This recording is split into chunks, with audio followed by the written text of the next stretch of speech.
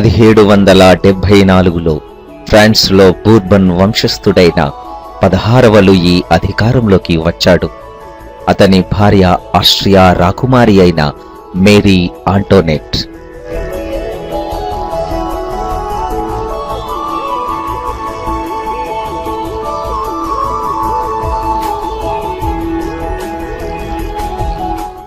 Louis అధికారంలోకి వచ్చే సమయానికి ఖజానా ఖాళీగా ఉంది. వర్సైల్స్లోని అతిపెద్ద రాజభవన నిర్వహణ ఖర్చు భారీగా ఉండేది. దీర్ఘకాల యుద్ధాల కారణంగా ఫ్రాన్స్లో ఆర్థిక వనరులు తగ్గిపోయాయి.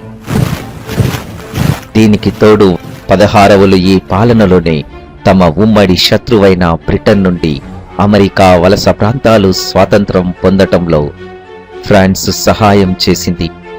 ఈ యుద్ధం కారణంగా ఫ్రాన్స్ అప్పు మరింత పెరిగిపోయింది.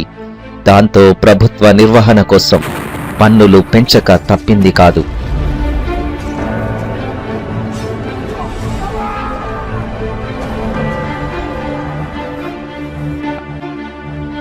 ఫ్రాన్స్లోని సమాజం 3 ఎస్టేటులుగా విభజింపబడి ఉంది.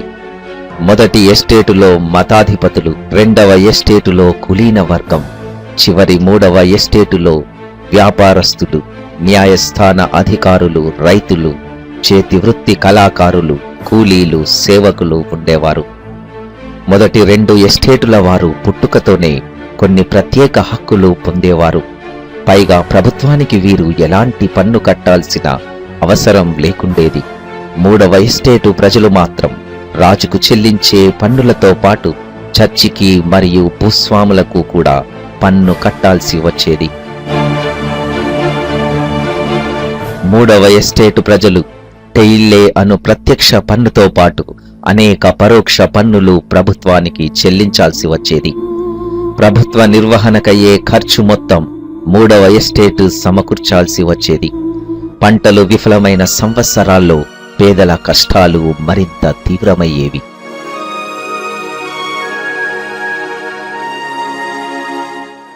ఇలాంటి పరిస్థితుల్లో లాక్ అను తత్వవేత్త 2 ట్రీట్స్ ఆఫ్ గవర్నమెంట్ అను వ్యాసంలో రాచరికపు దైవ దత్తాధికార సిద్ధాంతాన్ని ఖండించాడు. రూసో అను తత్వవేత్త ప్రజలు వారి ప్రతినిధుల మధ్య సామాజిక ఒప్పందంపై ఆధారపడిన ప్రభుత్వాన్ని ప్రతిపాదించాడు. మాంటెస్క్యూ తన స్పిరిట్ ఆఫ్ లాస్ అను గ్రంథంలో అధికార విభజనను ప్రతిపాదించాడు. అమెరికా విప్లవం కూడా ఫ్రాన్స్ ప్రజల ఆలోచనలను ప్రభావితం చేసింది.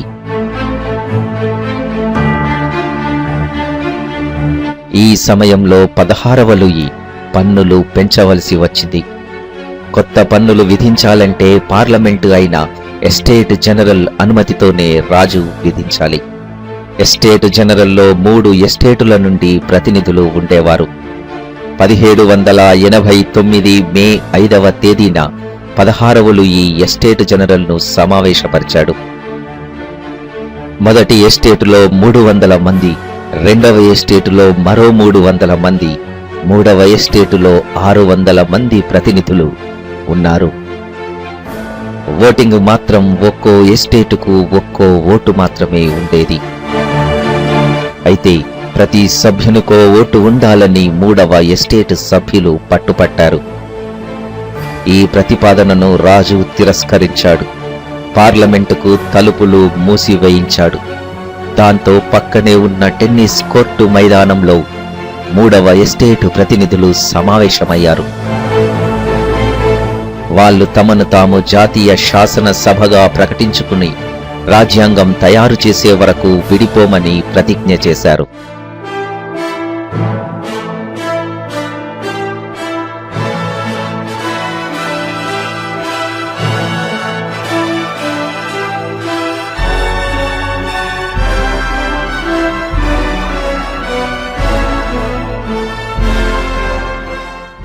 క్రమంగా ఫ్రాన్స్లో చలి పెరిగిపోవటంతో ఆ సంవత్సరం పంటలు పండక రొట్టెల ధర పెరిగిపోయింది.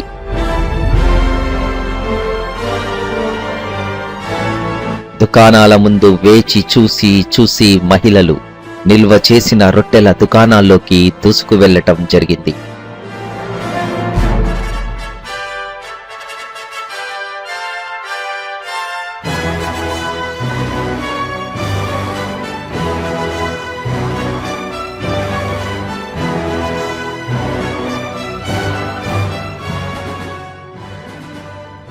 పరిస్థితుల్ని అదుపు చేయటానికి రాజు సైన్యాన్ని ప్యారిస్లోకి నడిపించాడు. ఆందోళనకు దిగిన ప్రజలు జూలై 14న బాస్టిల్ కారాగారంపై దాడి చేసి జైలు గోడలు బద్దలు కొట్టారు. ఈ సంఘటన జరిగిన జూలై 14ను బాస్టిల్ కోట పతనంగా చరిత్రకారులు పేర్కొంటారు.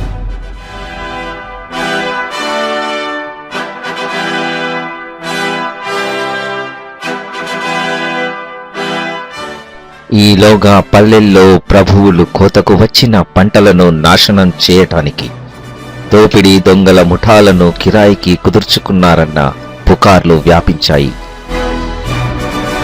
విప్లవకారులు ప్రభువర్గానికి చెందిన ఆహార నిల్వలు దోచుకున్నారు. అప్పుల పత్రాలను తగలబెట్టారు. కులీనులు అనేక మంది దేశం వదిలి పారిపోయారు. దీంతో రాజు 16వ లూయి విప్లవానికి తలొగ్గి జాతీయ శాసనసభను గుర్తిస్తున్నట్లు ప్రకటించాడు. 1789 ఆగస్టు 4న ఫ్రాన్స్లో వెట్టి చాకిరిని, ఫ్యూడల్ వ్యవస్థను రద్దు చేస్తున్నట్లు శాసనసభ ఆదేశాలు జారీ చేసింది. చర్చి ఆధీనంలోని భూములు జప్తు చేశారు.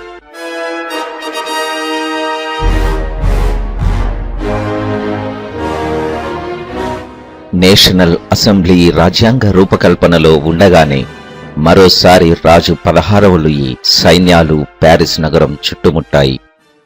అసెంబ్లీని రద్దు చేయబోతున్నాడనే వదంతులు వ్యాపించాయి.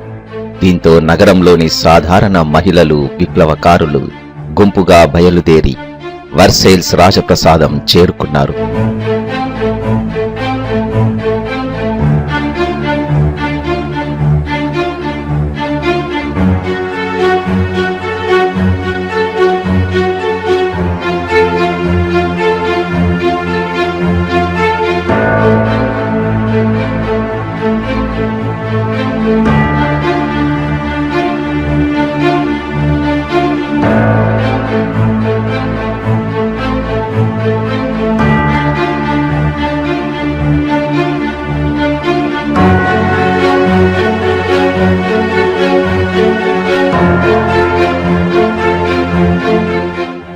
రాజు రాణిని ఊరేగింపుగా తీసుకువచ్చి ప్యారిస్ నగరంలోని ట్యులరిస్ ప్యాలెస్లో ఉంచడం జరిగింది.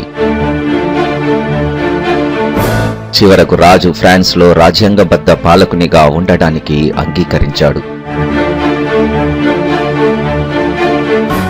2 సంవత్సరముల సుదీర్ఘ చర్చల అనంతరం ఫ్రాన్స్లో రాజ్యాంగ ముసాయిదా తయారైంది.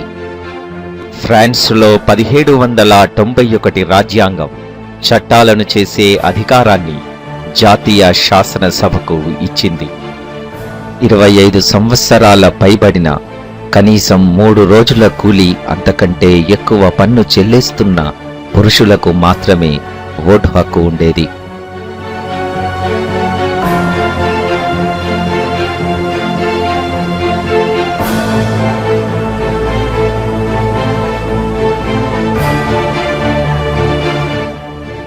రాజ్యాంగంపై సంతకం చేసిన కొన్ని రోజులకే 16వ లూయి ఆస్ట్రియా, ప్రష్యా రాజులతో రహస్యంగా మంతనాలు చేపట్టాడు.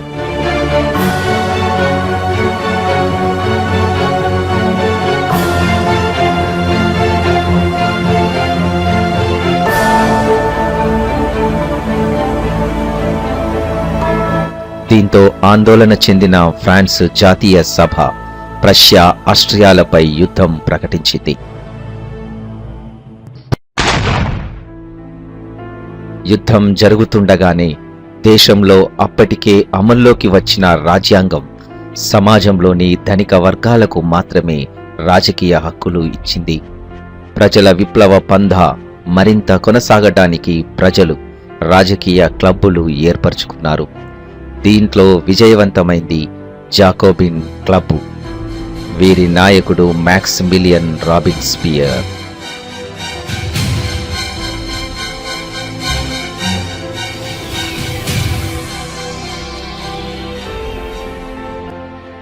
ఆహార పదార్థాల కొరత, వాటి అధిక ధరలతో కోపోద్రిక్తులైన అధిక సంఖ్యాక ప్యారిస్ ప్రజలతో 1792 వేసవిలో జాకోబిన్లు ఒక తిరుగుబాటుకు ప్రణాళిక వేశారు. ఆగస్టు 10 ఉదయం రాజు రాణి నివసిస్తున్న ట్యులరిస్ మహల్ మీదికి దండెత్తి రాజు రక్షక భటులను చంపేశారు.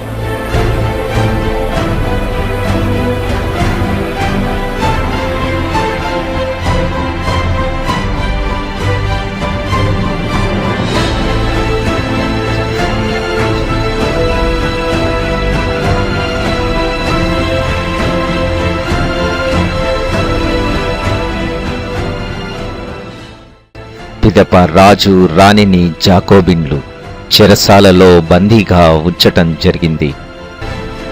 దేశంలో ఎన్నికలు జరిగాయి. ఈ ఎన్నికలలో సంపదతో సంబంధం లేకుండా 21 సంవత్సరాలు దాటిన పురుషులందరికీ ఓటు హక్కు లభించింది. కొత్తగా ఎన్నికైన శాసనసభను నేషనల్ కన్వెన్షన్ అని పిలవసాగారు. 1792 సెప్టెంబర్ 21న అది రాచరికాన్ని రద్దు చేసి ఫ్రాన్సుని గణతంత్ర దేశంగా ప్రకటించింది. అంటే ప్రభుత్వ అధినేతతో సహా ప్రభుత్వాన్ని ప్రజలే ఎన్నుకుంటారు.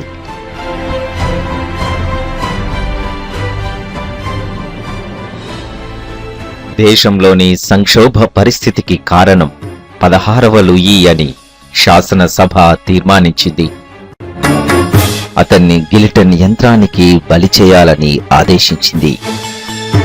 1793 జనవరి 21వ తేదీన 16వ లూయిని గిలిటన్ యంత్రానికి బలి చేయటం జరిగింది.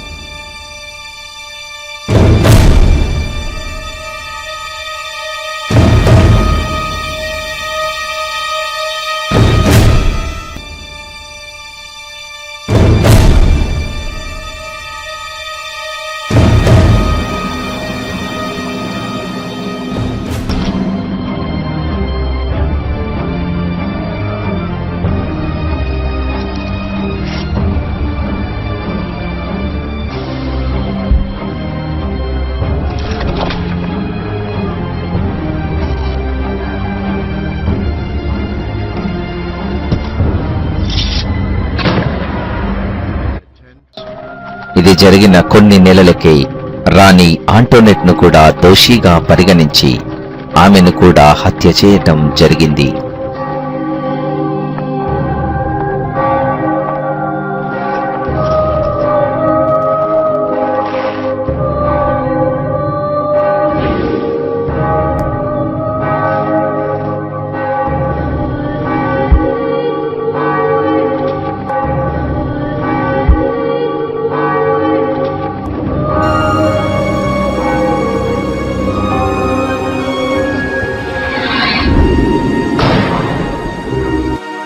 1793–1794 మధ్య కాలాన్ని భీతావహ పాలనగా పేర్కొంటారు. తీవ్ర నియంత్రణ శిక్షల విధానాన్ని రాబిన్స్పియర్ అనుసరించాడు. రిపబ్లిక్కు శత్రువులుగా అతడు భావించిన వారందరినీ, తన పద్ధతులతో ఏకీభవించని వారందరినీ అరెస్టు చేసి జైలుకు పంపేవాడు. దోషులుగా నిర్ణయించిన వారందరినీ గిలిటన్ ద్వారా చంపేసేవాడు.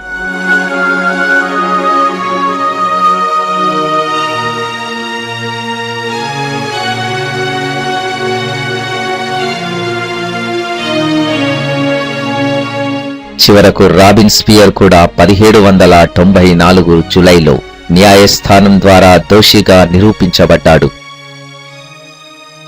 వెంటనే అతన్ని అరెస్టు చేసి ఆ మరునాడే గిలిటన్ యంత్రానికి బలి చేయటం జరిగింది.